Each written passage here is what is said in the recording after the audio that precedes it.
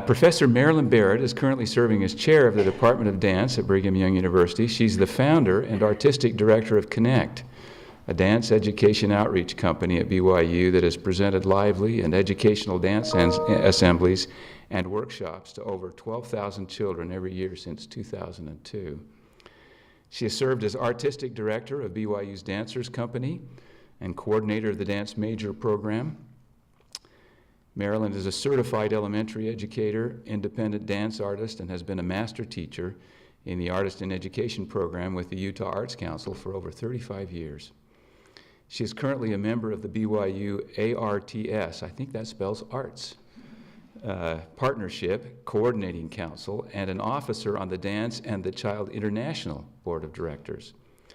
During her BYU career, she has choreographed over 30 dances for students and professionals, winning the 2009 Most Innovative Choreography Award at Repertory Dance Theater's 2009 Charette competition.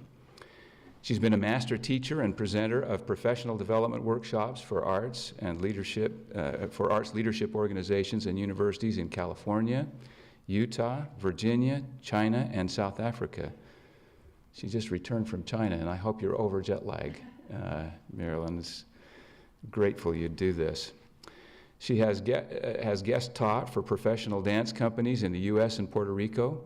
Her choreography has been featured in award-winning films and main stage productions across the U.S. and in Brazil, Canada, China, Israel, Jamaica, Puerto Rico, the Netherlands, South Africa, and Turkey.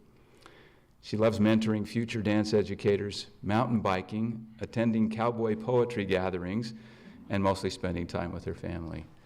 We look forward to hearing from you, Marilyn. And now we'll ask Paul if he'd offer a word of prayer to start.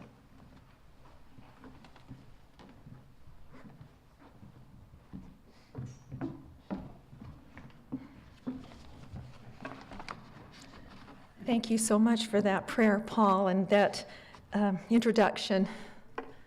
Alan, I appreciate the friendliness that I feel always from you, and that I'm more comfortable with you calling me Marilyn than Professor Berrett. I sometimes like to leave my reservations at restaurants, however, under Professor X. So that's, but I am grateful for the opportunities that are mine to profess what I believe and to profess those things that matter most.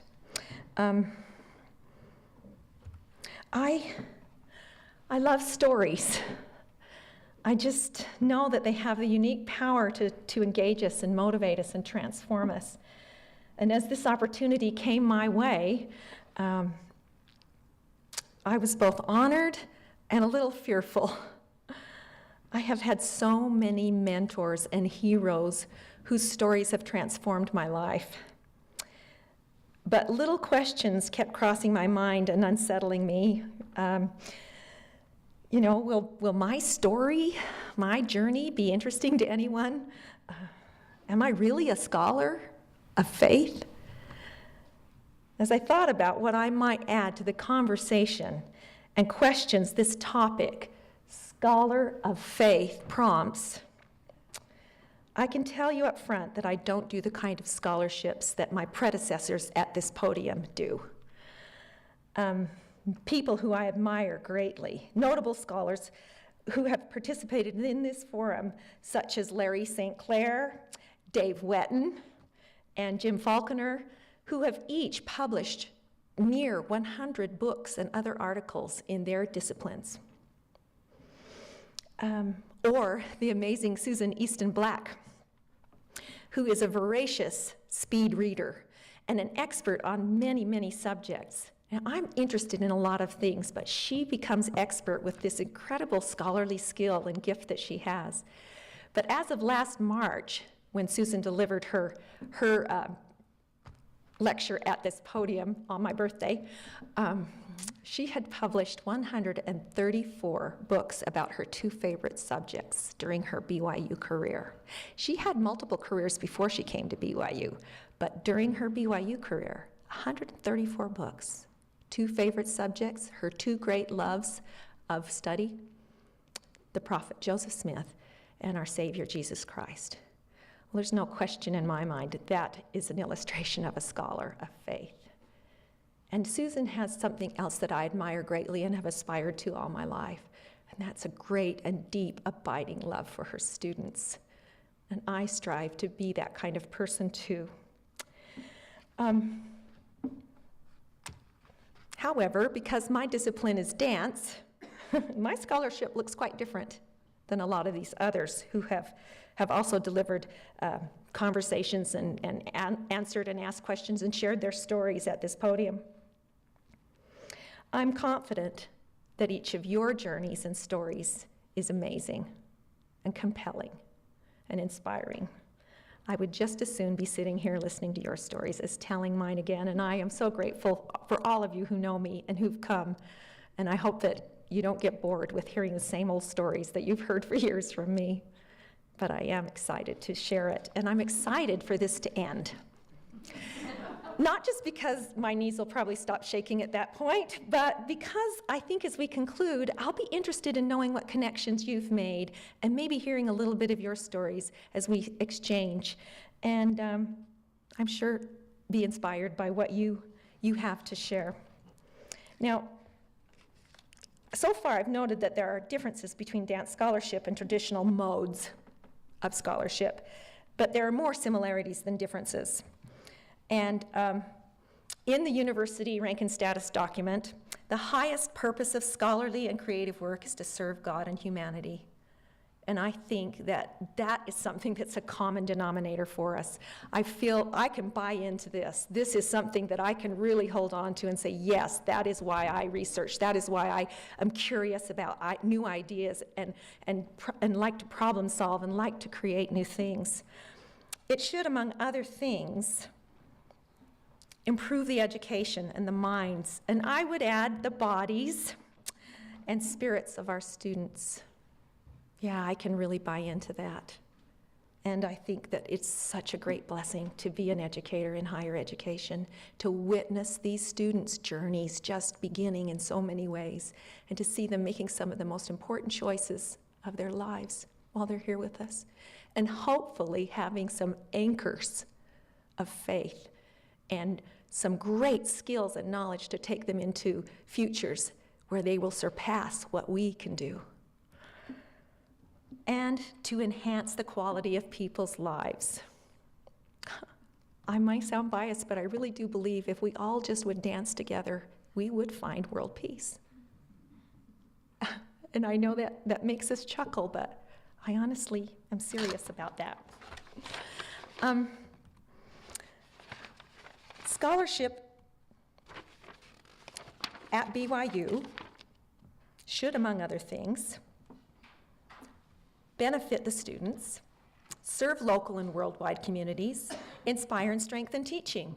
Again, whether my scholarship is choreographing a dance and your scholarship is authoring a book, I think we have a lot in common there. Those are things we are striving to do together. Scholarship in dance looks basically like this, and I've really simplified this, probably oversimplified it, but yeah, a lot of dance research and a lot of dance scholarship looks more traditional.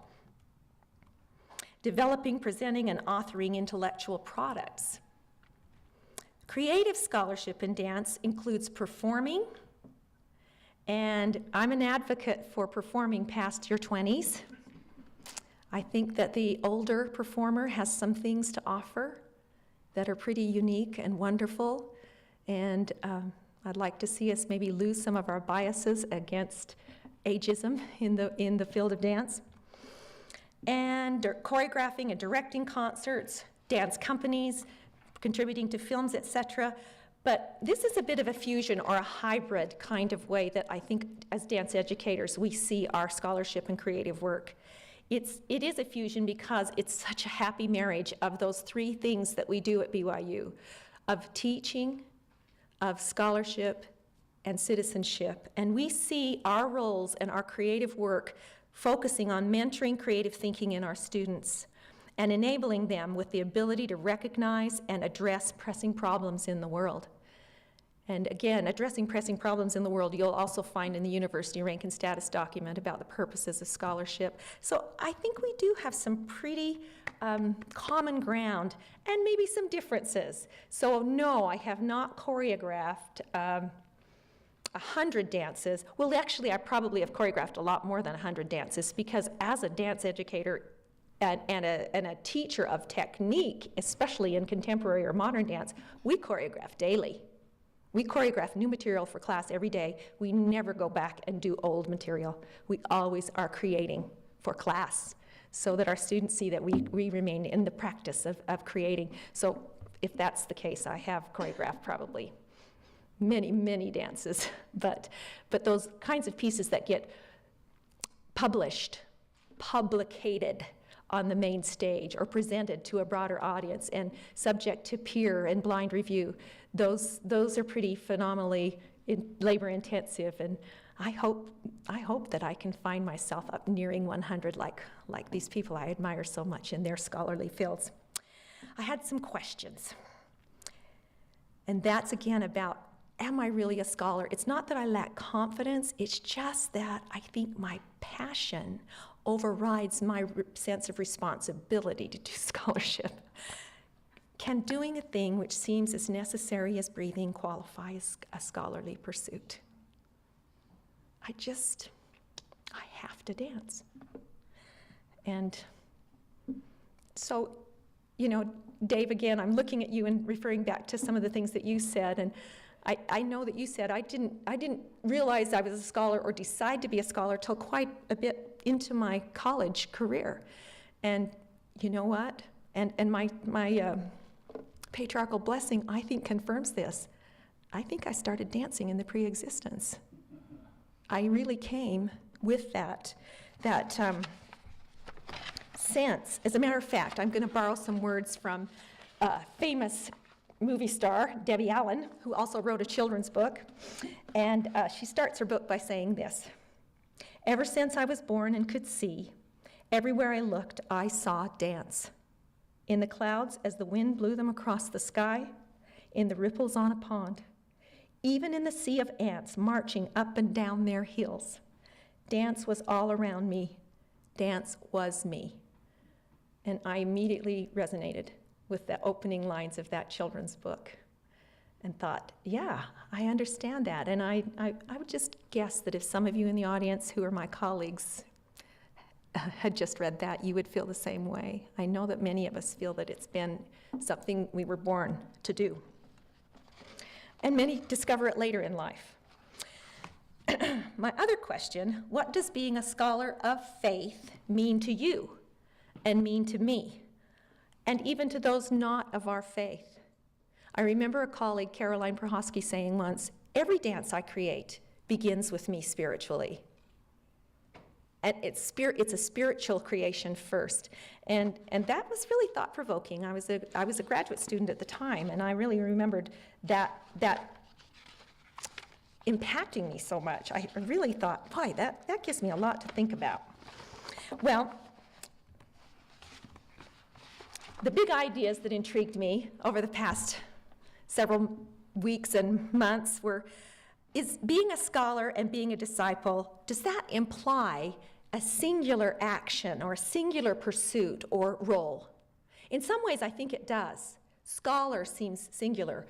Disciple seems singular. But I've had the happy fortune of collaborating and learning and growing in both of these roles with others at my side and other mentors leading me. And oftentimes those mentors were the students themselves who taught me great insight and truth. So collaboration has been my good fortune in scholarship and teaching. And of course, in Matthew 18:20, "For where 2 or 3 are gathered together in my name, there am I in the midst of them." I can testify that there have been times in the most creative and spontaneous scholarly activity that dancers pursue, improvisation, and that's creating in the moment, the spontaneous creation in the moment, and finding movement you've never done before. It's a pretty tall order when you've danced since the pre-existence. But movement you've never done before, and then you're working with someone else, and the synergy between the two of you creates an atmosphere that suddenly you feel transformed. And there's nothing to describe it except for the presence of the Spirit. It's powerful, it's divine, and you know it's not you any longer making up or creating those original movements. You know that you've become a conduit for some greater truth. It's a testimony to me of why improvisation is so important and why creating is so important. Also, just creativity itself. I have had to learn over and over the creative process works. You have to trust it though, because when you're in the beginning of something like choreographing a dance, or even more, a big idea, a whole conceptual show or performance piece that will be an evening length or an assembly length kind of a work, 40 minutes to 2 hours in nature, then you have to believe in creativity, and you have to be willing to go through those places of unknowing, of uncertainty. And sometimes I've gotten a little frightened and I want to sit down and sketch everything out, and then I've thought, no, trust that if you keep exploring, if you keep divergently thinking, new and better ideas will come, and new ways to fulfill this creative work will come. And it's exciting every time I put it to the test, and it works again. And I again relearn. I have a confirmation to that testimony of the creative process works, and it is divine. Elder Uchtdorf gave a great talk. Actually, he probably is one of the most quoted general authorities around right now, especially with our own students. That this age group at BYU really resonates with Elder Uchtdorf, and so do I. But it's not because my mental age is the same age as the students here. I actually have discovered my mental age is about 3. And that was through becoming a grandmother that I went, I think just like my granddaughter. I think I'm really, I have they say your brain doesn't age. You have a certain age in your own brain, and you kind of stay that age all your life. Well, I found out I was 3. So I appreciate how you tolerate me, because you all know that. Those of you who know me, you know I have this 3-year-old side. But I love these quotations from Elder Uchtdorf's talk about happiness that he delivered to the General Women's Conference in 2008. The desire to create is one of the deepest yearnings of the human soul. We each have an inherent wish to create something that did not exist before. So it's a divine yearning that comes with all of us. After all, we were created by the most creative being in the universe. And there's no question that as we look around, especially to the majesty of the outdoors and the incredible creations of great composers and artists, that creativity does have a divine spark, and that our Creator has given us this as one of the attributes we can develop and take with us from this life. My husband, who's an accountant, always says, "You're so lucky. Who's going to need an accountant on the other side? You're going to keep doing what you love." Elder Uchtdorf also said, "Your spirit body is a masterpiece." Now, in dance, we really, really do study the body and strive very hard to keep that sense of the beauty of the body in all its diverse forms. There isn't one perfect kind of body. There are beautiful ways to see this body, and one of my favorite dance companies is Axis Dance Theater, which is comprised of half fully enabled bodies and half not fully enabled bodies, many of them in wheelchairs, and you should see the concerts they create, the beautiful art they create. But your spirit body is a masterpiece, created with the function, beauty, and capacity beyond imagination. That's our quest. What can this body do that nobody's done with it yet? All the good ideas are not taken. There's a lot more out there, and I tell my students that all the time. What we love determines what we seek. What we seek determines what we think and do. What we think and do determines who we are and who we will become. So I don't know that I hope I'm not finished, because I have so many flaws. I have a lot to learn, and I have a lot yet to become, but my journey started at a relatively young age. I think I was 4, but maybe since I have the mental age of 3, I might have even been 3. I was extremely young when both my testimony of our Savior, and my love for dance emerged. So my journey starts a long time ago. Don't worry, I won't keep you forever. As a matter of fact, I need to look at the time on my clock. Okay, all right. So finally, I'm getting to the journey. This is the story of what has made me who I am and what I think about. At age 4, I'll back up. At age 4, I had the great opportunity to travel with my cousin Jane Luke to her dance class with Virginia Tanner up in these big old white barracks at the University of Utah campus. Now, my Aunt Zelda, her mother, was taking care of me while my mother was in the hospital. And I remembered distinctly how I knelt and prayed for my mother, because my mother had taught me to pray. And I prayed that Jesus would watch over her, and that I felt better and could go to sleep at my Aunt Zelda's house, when I would always make sure that I asked Jesus to stay with my mother in the hospital. Now, what really happened at the age of 4, besides that little trip to stay a few days down here in Provo, was we drove all the way up to Salt Lake so Jane could take her dance class with Virginia Tanner, as I said. And I walked, after this long car drive, there wasn't I-15 in those days, but after this long drive up the highways to get to the University of Utah, my Aunt Zelda said, you can go out and play on the grass and play on those swings, or you can come in and watch. But if you come in and watch, you have to sit very quietly and not make a sound. Well, I chose to go in and watch. And I sat down in the corner of this big sunny yellow studio with tall windows and the warm sunlight coming in from both sides. And there was this giant black grand piano in the corner and this big wooden floor, and this lithe young dancer led my cousin Jane and about 13 other students, a couple of boys in the class, in this most amazing movement. I was watching them do all these things with their bodies that I had never imagined a body could do. And I was so intrigued and entranced. I wasn't going to talk. I couldn't talk. I was just captivated. And besides the lithe dancer teacher, there was this wonderful, lithe, and very large, silver-haired Miss Ruby sitting at the piano, playing music that matched the dance. It wasn't like she was playing out of a book. She was playing right in the moment with what the dancers were doing. It was almost like they'd move and then she'd respond, and then she'd play and then they'd respond. It was really so magical. And I'd been to Disneyland.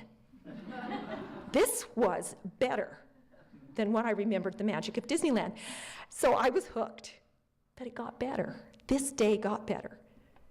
In walked Miss Virginia, not an attractive woman, kind of large, and she had a basket.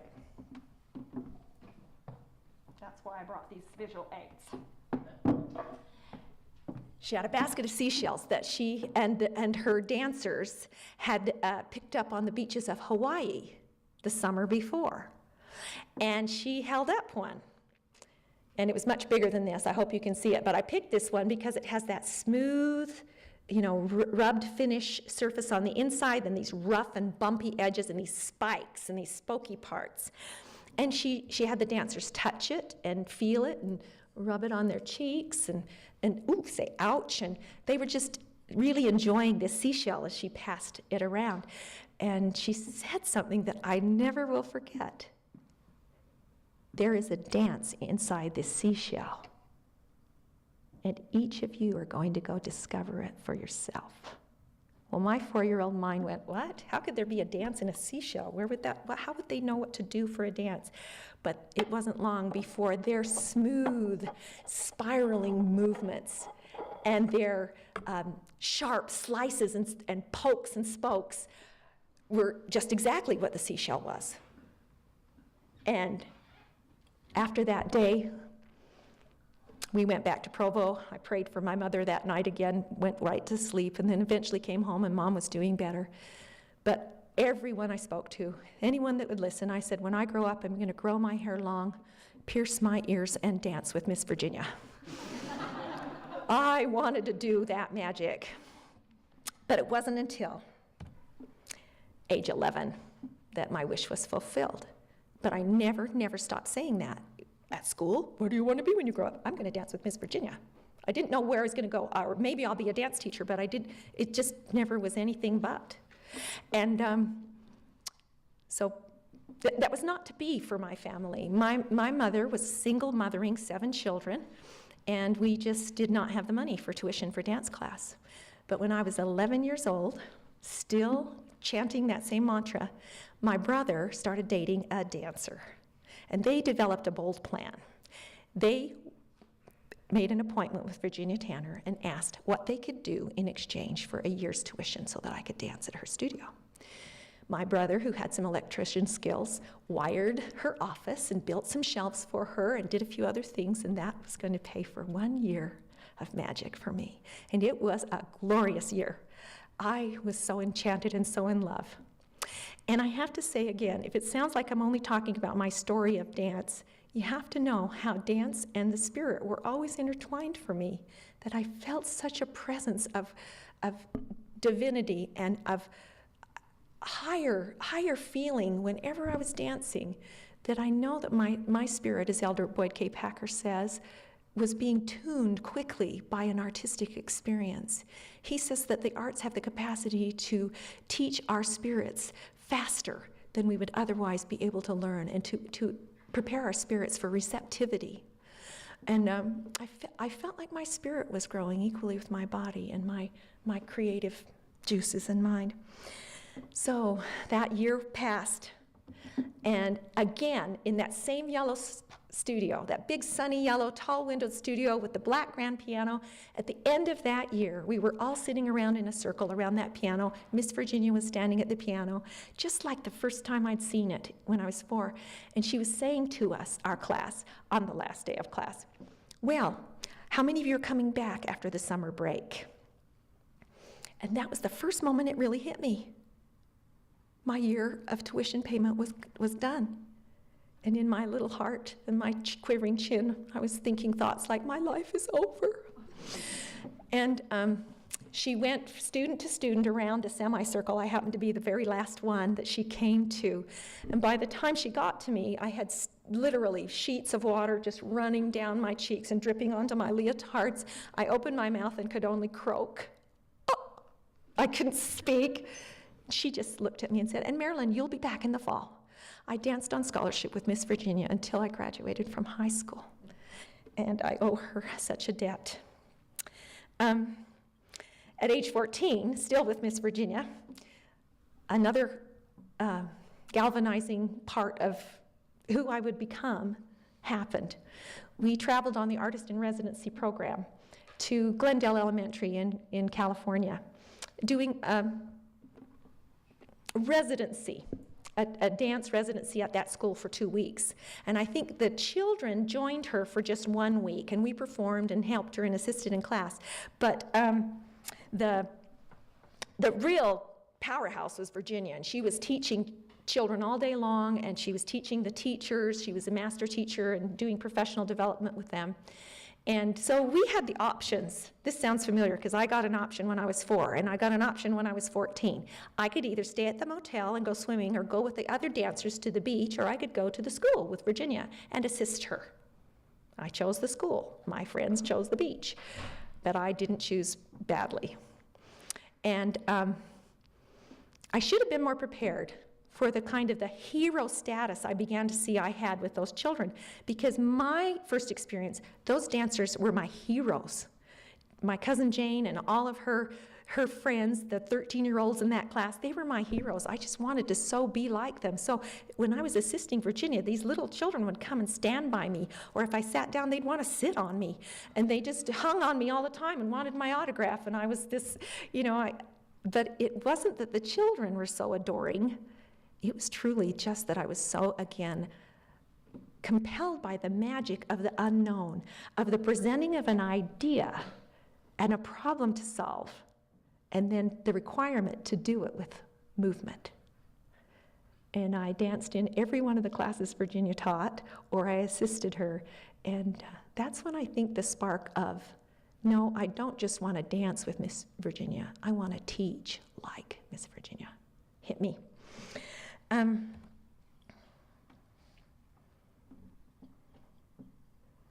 This is probably the most important point that I can make today. So if I don't get all the way up into, my 60s with you, Age 19 was probably a pivotal moment, not just with dance, but with my faith and the relationship of the two. They had been happily spiraling together. But about the age of 17, 18, I began to wonder about my own testimony a little bit, and I began to really think that I was going to be a great dancer, and that was what I had to spend most of my time doing. And I think that little by little, dance was becoming my faith. I hadn't realized it until a non-LDS boyfriend, a young man I was dating, and I'd been dating him for a while, and we kind of had this kind of contentious relationship once in a while. We disagreed on quite a few things. And we were sitting in the parking lot at that big white barracks up on the University of Utah campus, because I was going to teach at Virginia Tanner's studio. At the end of my freshman year, she hired me, and I was teaching at her studio to help put myself through school. And it was time for me to go in and teach. And we were really arguing about something, I don't remember what, but he looked at me and challenged me on the things I thought I valued most. And he said, first, you love dance more than anything. You love dance more than you love me. And I thought, yeah, that's right. I mean, that was not that hard to say, yeah, it's true. I'd rather dance than be with you. And I really did like him. I don't mean to sound so, like I thought I was better than him. He was brilliant. He is a brilliant man. And he did me probably, he helped my testimony probably more than anyone else in my life. Then he said, you love dance more than you love your family. Now remember when I was 4 and I prayed every night for my mother? I was very, very deeply connected to my siblings and my mother. We had to help each other. We were united. We were strong. We were a strong and loving and bonded family. But I thought, he's right. Dance has come in first place in front of my family. I was letting my family down in some ways sometimes because I was pursuing something else that maybe I could have not done. But dance was everything to me. And then he said the clincher. You love dance more than you love your God. And that knife stuck deep in my heart and burned because I realized it was true. And I had gone off path. It prompted a lot of soul searching. I recalled the story of Enos and his all day and all night prayer. And I had some doubts. I really had some doubts. I was questioning a lot of things in my faith. But I determined I'm going to get down on my knees, pray like my mother taught me, until I feel I have an answer. And I did. I spent the whole night on my knees, and they really hurt the next day. And the answer wasn't a big, blazing, bold answer, but it was this, so clear. I looked at my friends in dance and the teachers in dance and those who had dance as their primary focus and priority in their life. And I looked at my friends who were faithful members practicing their religion. I thought, if I can't have all my answers right now, I know which group I want to be part of. The happy group, the group that looks like they're in the light. And this is literally what I saw in that kind of image in my mind. My life in dance had become so dark that I was seeing it through a glass darkly. Everything was dark. And literally, I went to classes at 7 a.m. every morning in the dark, and I came home about 10:30 every night in the dark. So I really was always in the dark, But there was something so dark, and I thought about these people and my family, and it was literally light, and it was a glowing light. It was a radiant light, not just an incandescent light. And I just chose to be more faithful every day to align myself with what I knew I needed to do to regain my testimony and to realign my priorities. Now, luckily, dance has continued to be a great passion for me, but I can testify to you from that day forward, it has never come in front of my family, and it has never come in front of my God. And I'm grateful that I gained that testimony due to the kindness of a keen observer, a non-LDS friend. I think if we're going to have any time to question and answer, I'm going to have to leave you hanging here at 19. I will just say that so many collaborations, my colleagues have been so inspiring to me. In my 20s, the inspiring heroes and the stories that inspired me the most in both dance and my faith and scholarship, scholarly faith, etc., were my children and my husband and my amazing colleagues. In my 30s, I'd have to say it was Spencer W. Kimball and the scriptures. They were just so powerful to me. I think that year I probably went through the Book of Mormon 3 or 4 times. I just couldn't get enough, those years during my 30s, and one year in particular, I just couldn't get enough of the nourishment. And I kept feeling like if I didn't read my scriptures, I wouldn't dance very well. And whether that was just in my mind or whether there was some truth to it, that it was centering my being and helping me in my teaching and dancing, maybe that was the case. In my 40s, full circle, I think I just finally found what I really, really had always been seeking, and that was to do the thing that Virginia had done. And I can testify again that the Lord helped with the creation of this group called Connect. And I, unfortunately, am not the artistic director anymore. Founder, yes, and happily the artistic director for several years. But another colleague who again, as Confucius says, has surpassed the originator, is now leading that group and doing amazing things. Here's what strengthens my testimony, that my scholarship of working with students to teach them how to teach and to teach them how to create and how to be with children and others in the world. We hear things like this all the time in this environment, and I don't want to make it sound so grand, because I know that winning a big award is very grand, but this kind of reward is also so valuable. A child that says, "Can we stay and keep dancing? I feel so great."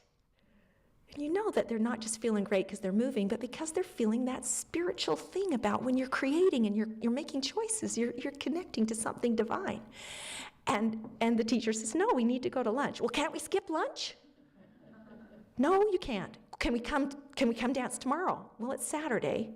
"Well, can we come dance?" I mean, this kind of exchange, a child so excited. Wow, it's not better than a $10,000 grant, but it suffices some pretty good reward. Or a teacher who says, "That boy smiling and spinning and doing those neat movements over there with his friends hasn't said a word for 2 months since his mother died." And to know that you're doing, in some small way, some kind form of discipleship, that you are enabling a child to feel better, that you're enabling someone to find something inside themselves, something of hope, something of beauty and truth. Well, to infinity and beyond.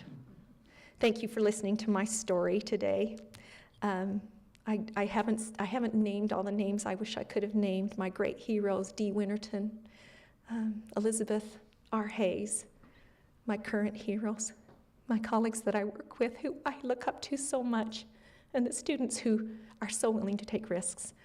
I'm really, really grateful for this, and I don't know if it's appropriate. I think maybe some people do and some people don't, but I do want to say with all my heart that I love our Savior. And if you remember anything about this story or journey that I've shared with you today, please remember that. I know that Christ lives, that he understands us better than we understand ourselves, and if we'll just get quiet, he'll guide us. I testify that. In the name of Jesus Christ, amen.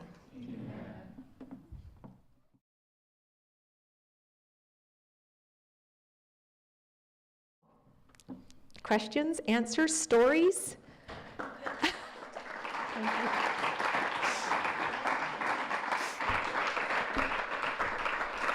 Macaroons? Oh, yes. Marilyn, what's your favorite story of dance out of the scriptures or out of a gospel setting? Well, Will you repeat the question? I will repeat the question. What's my favorite story of, or scripture in the scriptures of dance or in the gospel setting? Wow, I do have a number of examples to make, but I have to go immediately to Ecclesiastes and to the incredible dance of Jose Limon called There Is a Time. And the power that actually dancing, liturgical content can have, but the vast responsibility that we have not to dilute it. Am I worthy enough to be able to handle that kind of material and do it justice as great masters of the past? When you think of the wonderful Hosanna chorus and other kinds of artworks that do depict great gospel messages. I do think of Ecclesiastes first, but one of my colleagues who's not here did an incredible work about the Book of Mormon and the struggles and the strife and the rise and the fall of the Book of Mormon. And I've seen students do some incredible works as well, but the first one that comes to mind is Ecclesiastes. Yeah, for sure. There is a time to every purpose under heaven. I spend a lot of time dancing, but I laugh a lot and cry a lot and do all those other things too. Anybody else?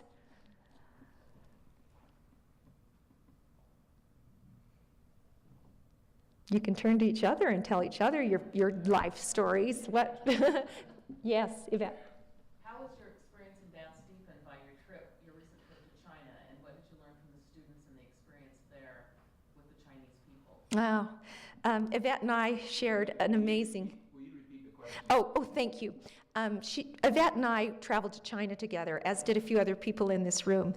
We were there at the invitation of the National Center for the Performing Arts in Beijing, China, to come and be part of the spring and fall festival, so that these things that are planted in the spring flower and are harvested in the fall. And so this is an educational opportunity for the best dance schools in China to gather together and to be invited to present in this series of concerts. The first time ever, a non-Asian school was invited, and our BYU Contemporary Dance Company was invited to go. It was pretty thrilling and also probably even so much larger than the intimidation I felt at giving this talk today. But it was a big encounter, and many people were invested in it. But her question was, what did I learn that deepened my feeling and understanding or testimony of dance as I observed the students in China? One of the dances that we did was called When We Encounter, choreographed by colleague Jiamin Huang. And in this dance, the theme is truly about East meets West. And the strangers to friends kind of relationship that happens when we actually encounter one another. You're here today. We're encountering the feelings of this room together. Thank you for coming and encountering. But it's really to try to dig down and to uncover what real encounter really means. And then the encounters of suspicion and then trust, and the encounters on many levels of just the cultural differences. Well, for this particular concert, we invited 8 dancers from the Beijing Dance Academy to learn 8 roles in the dance, and 8 dancers in CDT to learn the dance. Now, on opposite ends of the world, that was not easy to get together. And again, I told you a little bit about the scholarship of dance, but rehearsal is intensive.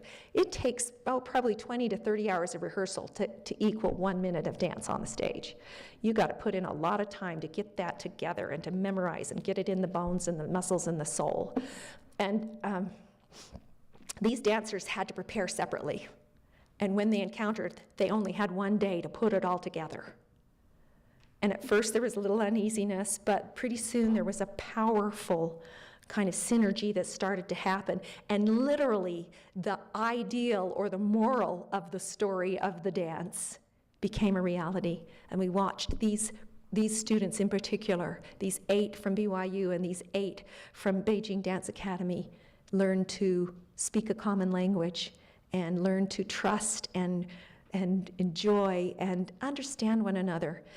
I wish I had brought some of the words of our colleague, Wang Wei, who's a vice president at Beijing Dance Academy. After our concert, she went back to her computer and spent several hours, I think, typing a post for a blog in China.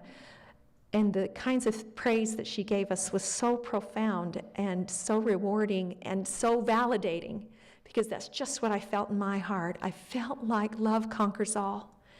I have to say one more thing, Yvette, and I haven't shared this with anybody else yet.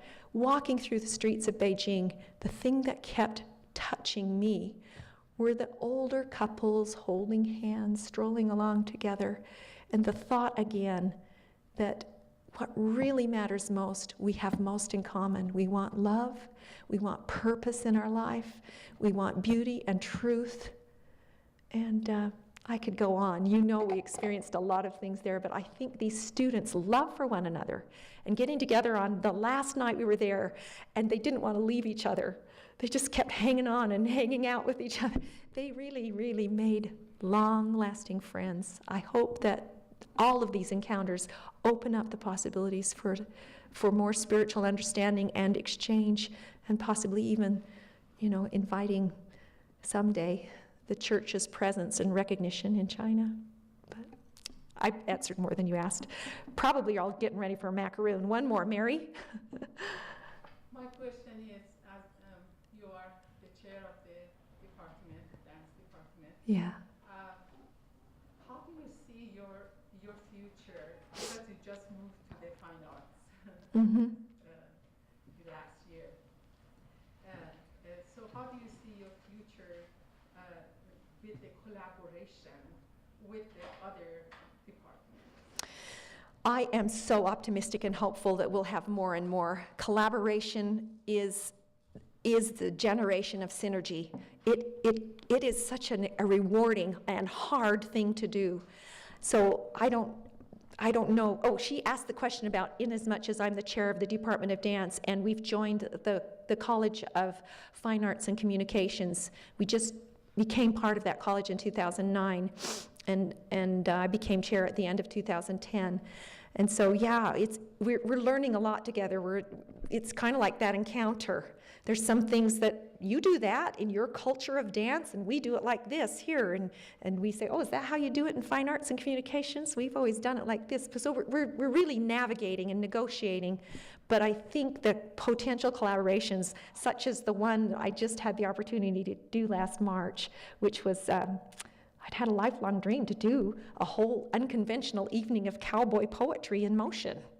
And because of a great colleague's investment in time and help and work and her students, my dream came true last March. We had cowboy poets, cowboy musicians, we had dancers and designers, and we really had a collaborative effort that created something that none of us could have imagined when we first started with this notion of, what if you just danced to the words of a cowboy poem? What would that look like? How would that come about?